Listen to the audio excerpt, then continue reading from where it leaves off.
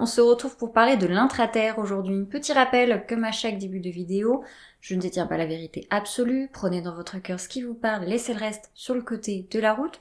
J'ai toujours mes fameuses notes avec moi, je ne retiens pas tout de tête, ça ferait beaucoup trop d'informations. Et enfin, si vous avez la sensation que ce qui est dit ici, ça fait un peu méli-mélo, pêle-mêle d'infos, c'est normal, je me laisse toujours guider par mon ou mes guides de l'instant T, à savoir aujourd'hui des intraterriens mantides. Donc, comment on démarre cette plongée en voyage astral? Je me suis retrouvée dans un endroit avec deux guides mantides, un mantide classique, on va dire, et la reine, que certains d'entre vous, si ce n'est pas la première fois que vous écoutez mes vidéos, vous avez déjà dû entendre parler, de ce personnage qui est cette reine mantide. Sinon, je vous invite tout simplement à voir les vidéos précédentes.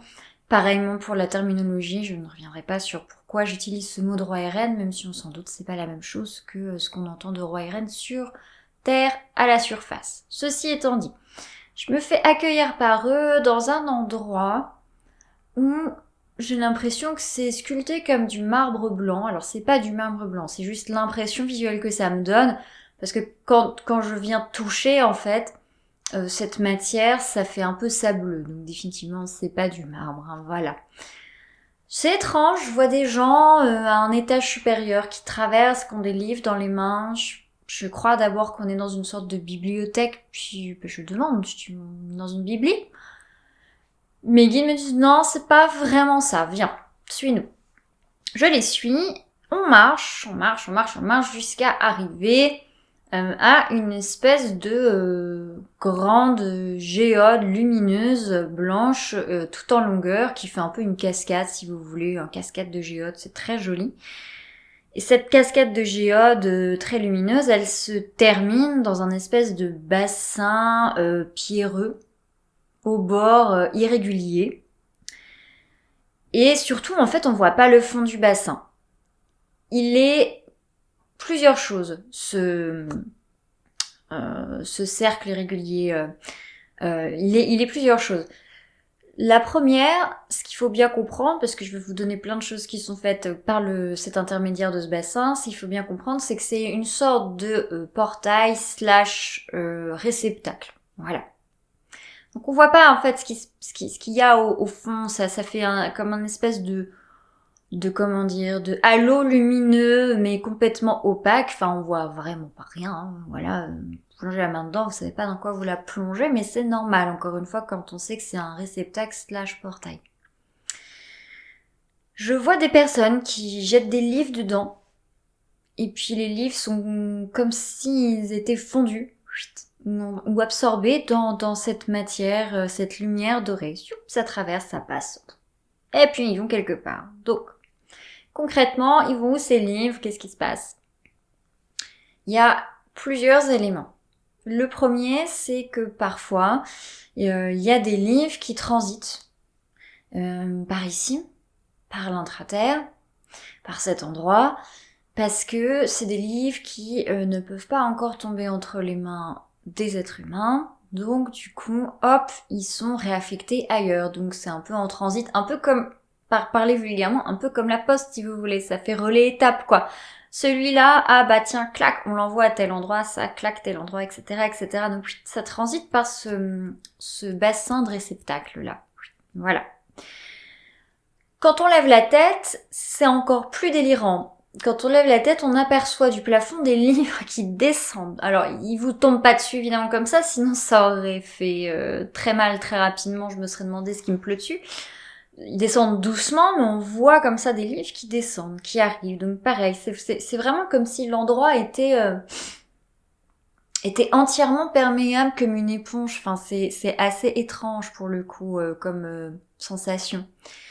Alors, forcément, quand j'ai vu des livres comme ça descendre dans pseudo-plafond, j'ai tiré une tête, je me suis dit, bah mince alors, ça fait vraiment super Harry Potter, ce qui a beaucoup amusé la reine avec laquelle j'étais, qui m'a dit, pour toi ça paraît très magique, mais en fait pour nous c'est tout à fait normal. Ok, bon, très bien. En tout cas, voilà. on reçoit aussi des livres qui arrivent et qui transitent par cet endroit, qui ne s'arrêtent pas à cette géode et ce bassin. On verra un tout petit peu plus tard. Pour continuer sur ce dernier, c'est aussi un bassin des savoirs, c'est-à-dire que on peut très bien plonger la main dedans en ayant une question, une intention, quelque chose qu'on aimerait connaître, savoir, littéralement. On plonge la main dedans, puis on va ressortir le papier, l'élément qu'il nous faut. Vraiment le papier, parce que pour le coup c'est plus sous support écrit de ce que j'ai vu, de ce qui sort à chaque fois. Voilà. C'est aussi quelque part un lieu, comment dire, un petit peu un lieu d'archivage, dans le sens où, je vous ai dit, hein, cette image de la poste, relais étape, il y a des choses qui transitent pas mal par là, et la reine, elle m'a dit, bah tu vois, notamment il y a des archives terrestres qui transitent, et bah, il est bon de savoir que toutes les archives terrestres, elles ne sont pas obligatoirement rangées sur Terre, voilà. Tout simplement, hein, ça transite aussi ailleurs. Hein. Tout n'est pas rangé chez vous de vos archives de votre planète. Ça peut paraître étrange, mais c'est ainsi. De la même manière que nous, on a aussi des morceaux d'archives d'autres lieux dans l'univers. Ça se vaut dans les deux sens, dans tous les cas. Qu'est-ce que je peux vous dire d'autre dessus ? Oui, quand je vous disais que ça agit comme un portail, j'ai aussi vu à un moment, donc c'était vraiment très délirium pour le coup, entre le plafond Harry Potter et ça, j'ai aussi vu une sirène sortir la tête du bassin. Donc là, on est vraiment dans l'aspect portail de ce dernier, hein, à 200%. Puis elle a pris justement ce qu'elle avait besoin de prendre, puisque c'est un bassin des savoirs, je le répète. Hein, je l'ai vu sortir la tête du bassin, puis sortir avec ses bras les ouvrages qu'elle avait besoin de prendre, et puis une fois qu'elle a eu l'air d'avoir checké qu'elle avait ce qu'il lui fallait, elle a disparu dans le bassin. Je repars. Ok, tranquille. La dernière chose enfin à savoir sur ce bassin, c'est que pourquoi il a l'air d'avoir aussi facilement, entre guillemets, toutes ses propriétés, c'est que mes deux guides mantides me l'expliquent très rapidement. Ils me disent, en fait, ce que tu vois là devant toi, la matière à l'intérieur de ce bassin, lumineuse, dorée, mais en même temps tu vois pas ce qu'il y a au fond, en fait c'est de la matière divine, brute, à l'état pur. Voilà, tout simplement. Donc forcément, possibilités multiples qui vont avec. On a déjà parlé d'ailleurs d'endroits dans l'intraterre avec de la matière brute divine. Pour ça, je vous renvoie aux toutes premières vidéos, parce qu'on en avait déjà effectivement parlé. Si c'est votre premier tour sur la chaîne, je préfère vous le préciser pour vous référencier aux toutes premières vidéos sur l'Instra. Alors, qu'est-ce qu'on dit ensuite ? Je relis mes notes. Oui. Alors, le lieu où on est, toujours le lieu dans sa globalité, avec la géode, avec ce bassin. Toujours pareil, on est dans cette optique de, il y a des infos, des livres, des choses qui transitent par ici, des savoirs. Et, pardon, eh bien, quand on a, comment dire, c'est pas quand on a l'ordre, puisque le mot est mal choisi, mais quand on sait que là c'est le moment, on nous fait passer le mot qu'il y a telle info, tel truc qui doit ressortir à la surface, ça transite en partie par ici, et à partir du moment où on sait que ça y est, tel élément, ça doit remonter, on va regarder à quel endroit de la planète exactement c'est le plus juste de le faire ressortir à la surface. Ce qui peut donner lieu à des découvertes archéologiques surprenantes qu'on a pu, que peut-être certains d'entre vous ont pu voir ou constater au fur et à mesure des années. Ils m'ont aussi indiqué que très clairement, il y avait eu des découvertes archéologiques qui sont restées discrètes dans le sens où certains humains sont bien tombés sur des choses qui ont été remontées volontairement à la surface, mais ils sont restés discrets dessus. Mais pour autant, ça a pas l'air de les inquiéter du tout. Genre, vraiment pas. Ça m'a surpris. Je me suis dit, bah, quand même, enfin, s'ils le cachent ou autre, et ils m'ont dit, non, mais c'est pas grave, enfin, ça finira par ressortir quand même à un moment, y a pas de souci. Enfin, eux, ça leur pose vraiment pas question. Ils ont la certitude et la confiance pure, et tant mieux, hein. que de toute façon ça finira par sortir à un moment, le principal est fait, maintenant c'est à la surface, donc c'est qu'une question de temps quoi. Voilà, dans l'idée, voilà. Alors au bout d'un moment on se retourne vers le reste de l'espace, on reste pas que devant cette géote qui se termine par le bassin. Si vous voulez, le reste de l'endroit, ça fait un peu comme une cour qui n'a que 3 côtés, puisque le dernier, en fait, c'est là où il y a le bassin. Donc il y aurait trois côtés, où on monte à l'unique étage de cet espace, et on aperçoit une pièce. On rentre pas dedans, c'est vraiment comme si vous passiez devant une porte ouverte, puis vous regardez à l'intérieur, mais sans rentrer. On voit plein de personnes assises, plein d'êtres. Ça a l'air d'être des scripts parce qu'ils sont tous en train d'écrire en tout cas.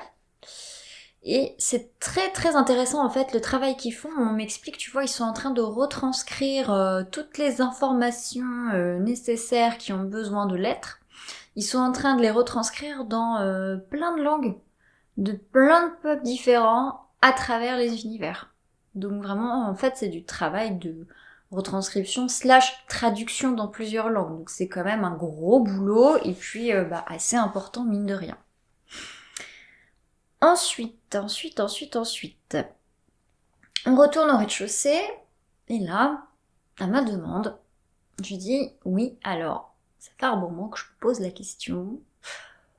Comment vous faites les crop circles de votre côté? Parce que je sais que vous en faites aussi.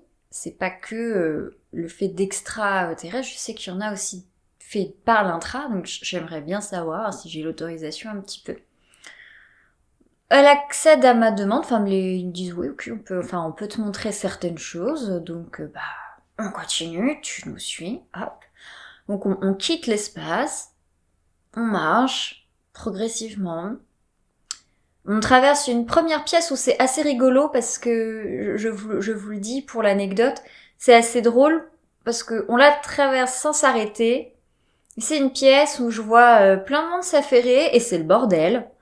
Et la reine me dit, fais pas attention, c'est en pleine restructuration, enfin ça a été restructuré dernièrement, on a eu des départements qui ont changé de lieu, qui sont passés de la planète Terre à ailleurs et vice versa, donc en gros, voilà, ça restructure et hop on continue quoi, on trace, bon, très bien. Donc ça c'était marrant. On arrive enfin à une salle où on est dans la conception de crop circle. Donc ça fait un peu ça le prototype de lancement de fusée, dans le sens où la salle elle est toute en longueur. À gauche vous avez plein de machines. À droite vous avez un espèce de petit palier avec des marches. Et puis il y a une espèce de porte. Donc sous-entendu il y a d'autres pièces à côté. Je me fais la réflexion d'ailleurs que c'est pas très grand. Et la reine m'arrête tout de suite en me disant oh mais c'est pas la seule salle. Et en fait c'est segmenté. Je me suis d'abord retrouvée, que je vous dise pas de bêtises, dans la salle de conception. Et après il y a une autre salle pour la construction, dans laquelle on va aller aussi. Mais déjà, pour la salle de conception, qu'on ne s'y perde pas. Alors, ces crop circles, ils sont faits avec plein de calculs mathématiques qui sont très basiques pour les intraterriens. J'ai vraiment senti que pour eux, c'était d'une facilité d'enfant, comme si pour nous, c'était 2 et 2 égale 4. Vraiment, c'est très fluide, ils font même plus attention, ils le font comme ça, comme un automatisme, tellement c'est simple. Alors que, franchement, moi, c'était même pas la peine d'essayer de me l'expliquer. J'ai vu le truc, je me suis dit, je serais incapable de comprendre quoi que ce soit. C'est pas du tout des calculs qu'on fait sur Terre, c'est certain. Donc, voilà. Déjà, rien qu'au niveau des formules de maths, franchement, c'est inexplicable. C'est vraiment inexplicable. Ou peut-être pour quelqu'un qui est extrêmement, qui est mathématicien, plus passionné de physique quantique, plus je ne sais trop de quoi d'autre en matière scientifique pour vraiment pousser et essayer de comprendre. Mais moi, en tout cas, c'est pas mon cas. Je me suis dit, oulala, c'est vraiment pas connu de chez nous.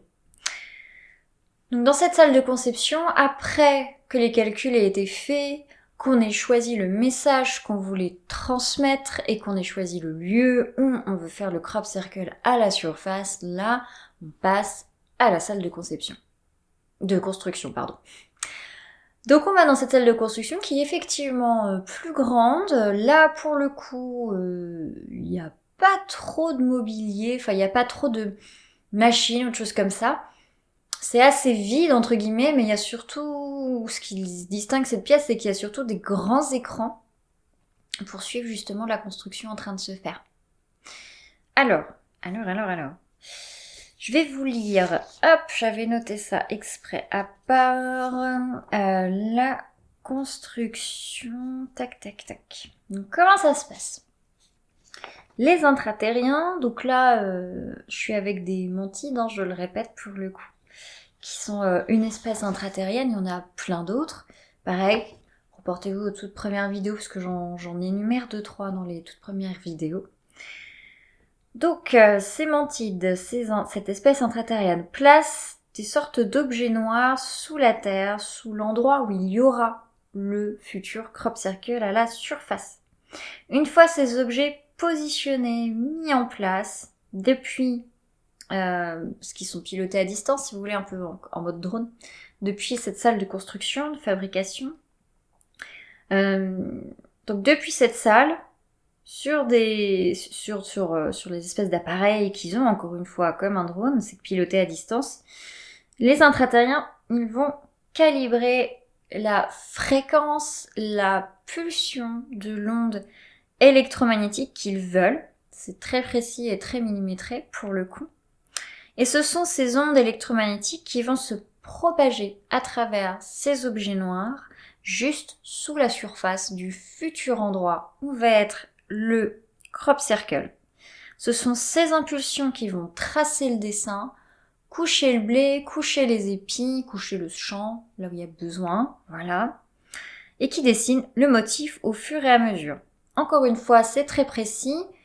Il ne faut pas se tromper dans l'onde et la fréquence que l'on veut, sinon ça change tout le dessin et ça pourrait rater. Donc voilà. Et j'ai eu la sensation qu'il fonctionnait plus comme ça, à couvert depuis la surface, qu'en envoyant des choses sur la surface pour faire les tracés. Suite à ça, j'ai demandé à mes guides, mantides de l'instant, je leur ai dit oui, mais comment vous faites, est-ce que vous êtes en lien avec les autres peuples qui eux aussi font des crop circles? Parce que mine de rien, faudrait pas qu'il y en ait deux qui aient l'idée de tracer le même crop circle au même endroit. Enfin, c'est peut-être un peu ballot, mais mine de rien, est-ce qu'il y a communication pour éviter qu'on trace au même endroit et que bah du coup on s'empiète et que ça n'est ni queue ni tête. Alors ça pour le coup la reine ça l'a amusé cette question. Elle m'a dit non, il n'y a pas vraiment besoin, c'est un peu... En fait, elle m'a fait percevoir que c'était un peu comme un accord tacite entre les différents peuples, comme si c'était fluide et qu'ils savaient, ils savaient suffisamment à l'avance. Enfin, oui, c'est comme si c'était tacite, je saurais pas mieux expliquer. Comme si c'était non, il n'y a pas besoin, quoi. On sait, on se doute à peu près qui fait quoi, où. Enfin, en gros, on est sûr de notre coup et on sait que là où nous on décide de le faire, il y aura personne d'autre. Voilà. Vraiment, il n'y a pas vraiment besoin de se tenir spécialement au jus là-dessus. Voilà. Que pourrais-je vous dire d'autre? Tac. Je vérifie que je n'ai rien oublié. Voilà. Eh bien, il me semble, oui, que c'est tout. C'est tout ce qu'on a vu ce jour-là pour le coup. Je suis pas allée plus loin dans cette fabrication de crop circle et puis c'est surtout tout ce qu'ils souhaitaient me montrer sur ce jour J à l'instant T. Donc dans tous les cas, voilà, c'était terminé. Après ça, je suis tout simplement repartie chez moi, dans mon espace, dans ma petite clairière dans l'astral avant de me réveiller tranquillement. Voilà. En tout cas, j'espère que cette vidéo vous a plu. N'hésitez pas à liker, à partager, à vous abonner si ce n'est pas déjà fait. Et moi, je vous dis à bientôt, bien entendu, pour de prochaines aventures dans l'astral. Ciao!